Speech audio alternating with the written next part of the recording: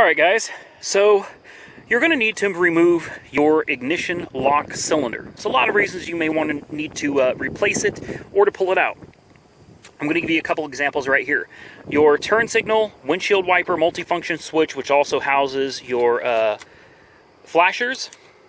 This switch will require removal of the lower steering wheel bezel right here, and you're going to need to remove your tilt bar here.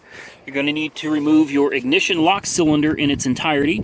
In order to get this lower plastic cover off, you've got a Phillips screw here, a Phillips screw, let's get a little dark back there, a Phillips screw back here,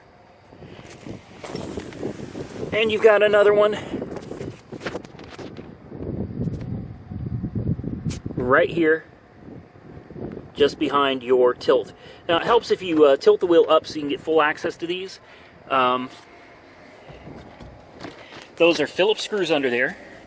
And the way you remove your ignition lock, which is probably the first thing you need to be taking out to do any work on the multifunction switch, or changing out the lock cylinder itself, or if you've got one of these bad shifter knobs where the overdrive button gets stuck or doesn't operate properly, well, first thing you need to do is disconnect your negative battery cable. The second thing you're going to need to do is turn your tilt all the way up to make things easier to get to. Put your ignition key in. Get you a small, when I say small, I mean long but a thin Phillips screwdriver, and stick it in this hole right here. In fact, this is the wrong screwdriver. I've got a smaller one right here. This one right here. You're going to stick it in at an angle facing your ignition lock cylinder, and it takes a little playing around before you find it, but you'll know it when you hit it. There's a little ball in there. Alright, so we're going to try to do this. Turn your ignition cylinder to the on position.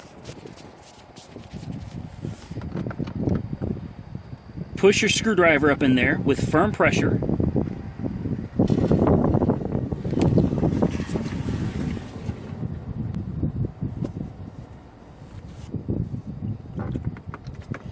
And if you have trouble finding it, barely hold the screwdriver in here and turn the key, and you'll feel, and you can see the screwdriver barely move. Give it a good push. There we go. Some of these have been in here a while, and they may not want to come out. But when you're done, this is the finished product. You have your ignition cylinder right here, and it'll pop right back in.